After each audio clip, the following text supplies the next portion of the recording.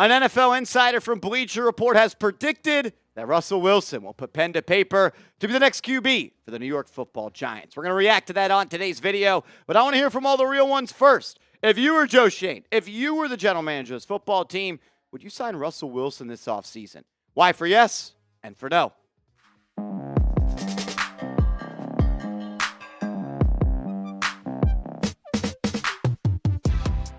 You're watching Giants Now by Chat Sports. I am your host, Marshall Green. Shout out to everybody for tuning in. We appreciate you guys. On today's video, we're going to react to what the Bleacher Report app had to say about Russell Wilson being predicted to be the next quarterback for Big Blue. This is what they wrote, saying the Giants figured to add at least one QB in free agency since they don't have one under contract for the 2025 season, which isn't really true. They do have DeVito under contract. They just have to pick up his team option. Also adds, Wilson helped lead the Steelers to the playoffs, but the offense sputtered in the final month of the season. Pittsburgh failed to score more than 17 points in its last 5 games, including a Wildcard Round loss to the Ravens. The 36-year-old Wilson could be the answer to the Giants' short-term QB woes and a mentor to a young signal caller from one of the next 2 drafts. And I thought they made a lot of good points in that little write-up there. And I've said it before, Russell Wilson is one of the QBs at the top of my list of bridge quarterbacks available in free agency if the Pittsburgh Steelers do decide to move on from him and re-sign a guy like Justin Fields. I've said if Fields is a free agent, he's at the top of my list, as well as Russell Wilson if he is a free agent. And the New York Giants actually tried to sign Russell Wilson last offseason. Remember this from Adam Schefter? Before traveling to Pittsburgh today, Russell Wilson stopped in New Jersey for what one source described as an exploratory meeting with the Giants. Wilson is in Pittsburgh today to meet with the Steelers per sources. That was back on March 8th of 2024. An exploratory meeting. You know what they told him in that meeting? You're the backup to Daniel Jones. Idiots. This would make a lot of sense, though.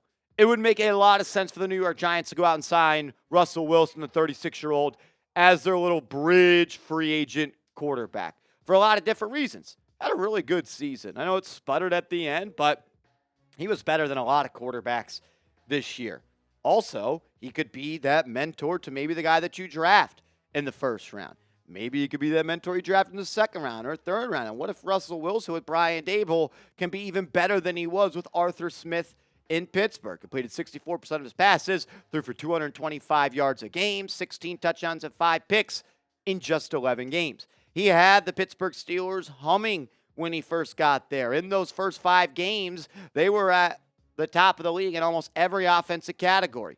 And Russ had a really good year. And remember, for these stats, he only played 11 games. 24 big-time throws, the 12th most. He had the 3rd best big-time throw percentage. The arm talent is still there. He can still throw that moon ball and make plays downfield. He was at the bottom of the league in turnover-worthy plays. He took care of the football. He was at the bottom of the league in turnover-worthy play percentage. At the top of the league in average depth of target, he pushes the ball down the field, 8.4 yards per throw. An adjusted completion percentage of 78.6, 7th in the NFL. His pressure to sack percentage, though, that's an Achilles heel for him. When he gets pressured, he takes a sack. 23% of pressures turns into sacks. And he didn't perform well under pressure at all this year, completing just 44% of his passes, bottom of the NFL. But he was great pushing the ball down the field. When he's got time and he's got an ability to find a chunk play and let that thing rip, he could do it. Best deep ball completion percentage in the NFL and the best deep PFF grade in the National Football League. So the talent is still there, and the ability to create explosives is still there.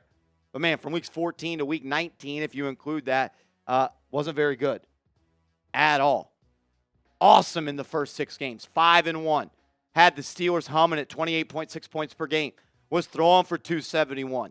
10 TDs, just 5 turnover-worthy plays, and his EPA was 28.7. That is a really high number.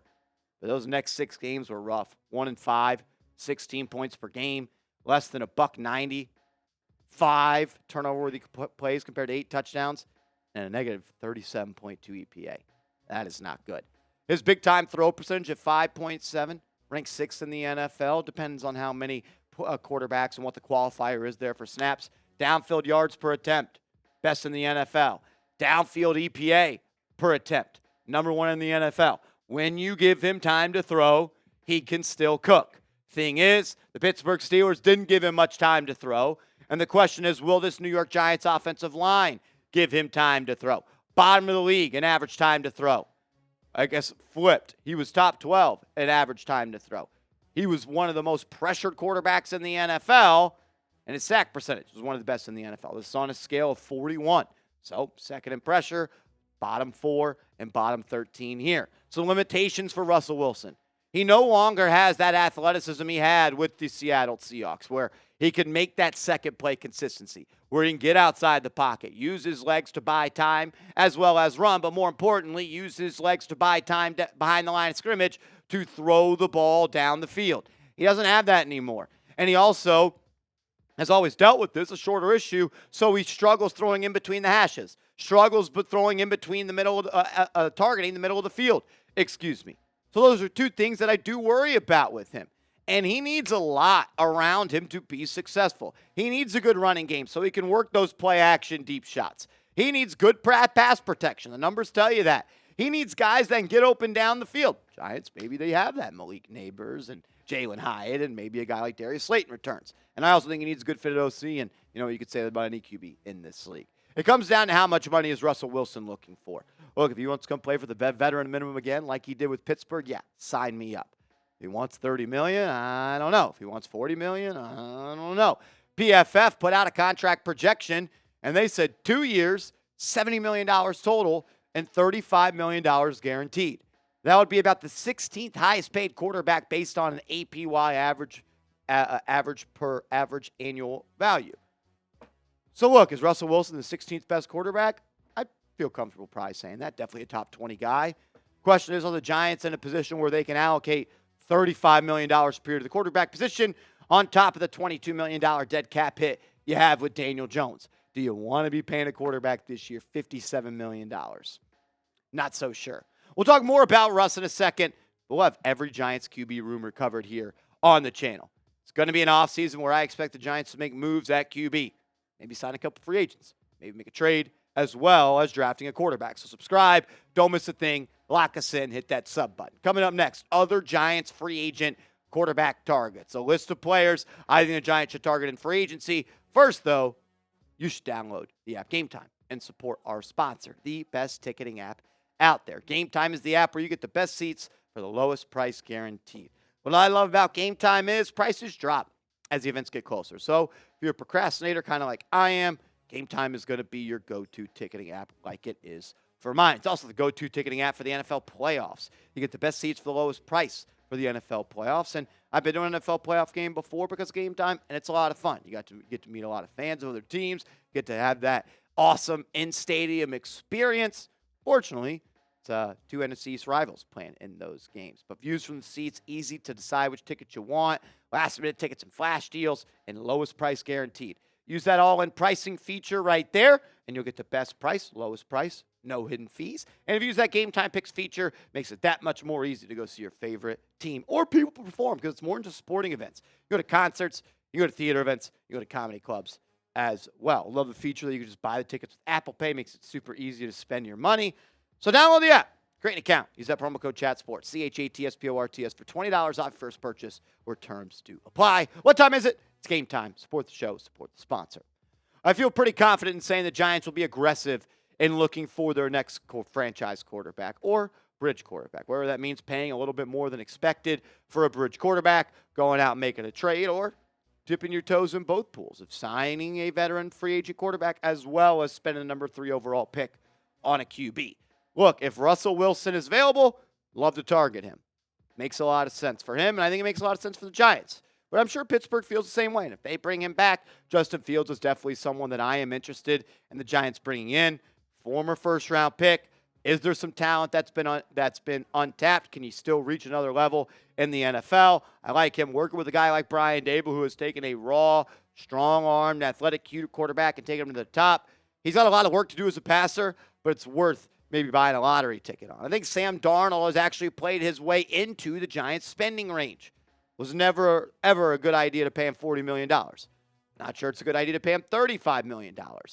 What about the Baker Mayfield contract? What about $30 million, where he's like the 20th highest paid quarterback in the NFL? draft Sam Darnold, take Travis Hunter, Neighbors, Darnold, Tracy, healthy offensive line. Maybe that game could win. Maybe that team can win you 7 to 8 games. He's the best available, still 27. If Dable is any coach like Kevin O'Connell, maybe you could replicate those same results. Zach Wilson, another player that fits the criteria I'm looking for. High ceiling player, went to a bad team, went to QB rehab like he did with Sean Payton. Now he's a free agent. Can Brian Dable tap into any of this? Still an unreal arm, still just 25. Results haven't been there. You could see that with the Jets. Not going to try to say he's played well, but I like the idea of him spending a year in a film room with Sean Payton and learning from him. Mac Jones, another guy that's on my list, has some ties to Brian Dable. When Dable was the offensive coordinator, Mac Jones was on the Alabama roster, didn't play QB, but got to sit in with Dable. I'm sure they have a relationship. Dable has been complimentary of Mac Jones. At one point when the Giants played the New England Patriots, which was last year when the Giants won that game they shouldn't have won, he said before the game that he has a bright future. 26 years old, made some splash plays. I'd be cool with it. Another first-round quarterback that has actually been to a playoff game and somehow a Pro Bowl, which really means nothing. Marcus Mariota, another quarterback that I am interested in, can still win you games, can still be effective. Don't need him if he's not playing, though, taking QB sneaks to pitch it to the other quarterback. Be a mentor. Be productive. That makes some sense. I don't really have any interest in Drew Lock. Didn't play well enough in the games outside of the Colts game. I had high hopes for Drew Lock, and he fell way short of those. Jameis Winston, if we want to get weird and we want to throw 30 touchdowns and 30 picks and say, F it, Malik Neighbors is down there somewhere and break the all-time targets number in a season, I'm not too interested in Jameis being my full-time starter. Neither am I with Mason Rudolph or Jimmy Garoppolo. There's just not that many great quarterbacks available. Those guys not interested in. If you have a rookie quarterback that you believe is ready to play week one, I do like the idea of Andy Dalton being the backup quarterback. I thought he's done a good job as a mentor for a guy like Bryce Young. You saw Bryce Young play way better than this year, which I'm sure a lot of people on this channel are just shocked by because you guys told me that Daniel Jones was better than Bryce Young.